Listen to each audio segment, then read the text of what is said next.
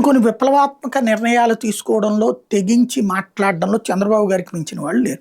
ఆయన పదే పదే చెప్తున్నారు, మీరిక ఇవి మానేసేయండి, కుటుంబ నియంత్రణ ఆపరేషన్లు మానేసి ఎక్కువ మంది పిల్లల్ని కనండి. పిల్లల్ని కనకపోతే ఆర్థిక వ్యవస్థ అస్తవ్యస్తమైపోతుంది, మీ భవిష్యత్ తరాలు నాశనం అయిపోతాయి. ఎంతమంది పిల్లల్ని కంటే అంత బెటరు అంటూ దానికి ప్రోత్సాహాలు కూడా ప్రకటించారు. 2వ బిడ్డ, 3వ బిడ్డ, 4వ బిడ్డ అని. అయితే ఇప్పుడు వాస్తవికత ఒకటి గుర్తించాలి. ఈ కాలంలో ఈ జంక్ ఫుడ్స్కి అలవాటు పడి, అంటే తల్లులు వండే ఓపిక లేక పిల్లలకి హోటళ్ల తిండ్లు అలవాటు చేయడం, జంక్ ఫుడ్స్ అలవాటు చేయడంతో దాదాపు గత 15-20 ఏళ్ల నుంచి కూడా జంక్ ఫుడ్స్తో పెరిగారు పిల్లలు. అలా పెరిగినటువంటి తరానికి గర్భస్థ సమస్యలు వస్తున్నాయి. వాళ్ళ కడుపు వచ్చే అవకాశాలు తగ్గిపోతున్నాయి. ఫెర్టిలిటీ కెపాసిటీ మగపిల్లల్లో కూడా తగ్గిపోతుంది. దాని పర్యవసానమే పుట్టుకల సంఖ్య తగ్గిపోవడం.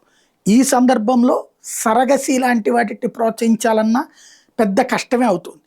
అయితే కని పిల్లల్ని ఇచ్చేవాళ్ళు సంఖ్య పెరుగుతూనే ఉంది. ఇప్పుడు నిన్న హైదరాబాదులో ఏదో పిల్లల్ని అమ్మే ముఠాన్ని పట్టుకున్నారన్నారు. దానికి విజయవాడ వాళ్ళు వెళ్ళి కొనడానికి ప్రయత్నించారని, దానికి వేరే దేశంలో ఉన్నటువంటి వాళ్ళు మధ్యవర్తిత్వం చేశారని చెప్తున్నారు. 6.5 లక్షలకి ఒక బిడ్డని.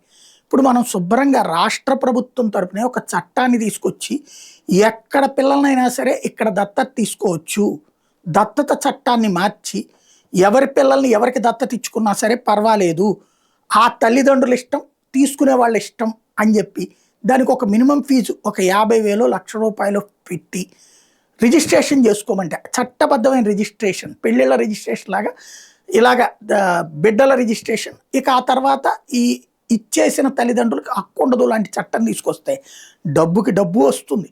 మన రాష్ట్రంలో పిల్లలు లేని తల్లిదండ్రులకు పిల్లలు దొరుకుతారు. లేదా ఇతర రాష్ట్రాలు ఇట్లాంటి సంక్షోభాలు ఫేస్ చేసేటటువంటి వాళ్ళు ఇక్కడి నుంచి తీసుకెళ్తారు. పిల్లలు ఏది చుట్టూ ఉన్న సమాజంలో పిల్లలు లేని గొడ్రాళ్ళుగా పిలిపించుకోకూడదని, ఎవరో ఒకళ్ళని పెంచుకోవాలని అనుకుంటున్నటువంటి వాళ్ళు, బంధువులకి తమకు పుట్టిన బిడ్డ అని చెప్పుకోవాలనుకుంటున్న వాళ్ళు బోల్డ్ అంతమంది, లేదా బంధువులందరి సమక్షంలో కూడా బిడ్డల్ని దత్తత తీసుకోవడానికి సిద్ధపడుతున్న వాళ్ళు బోల్డ్ అంతమంది.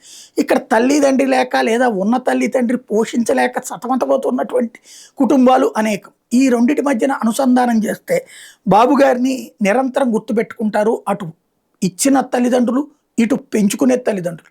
ఇది గుర్తుపెట్టుకుంటే బెటర్.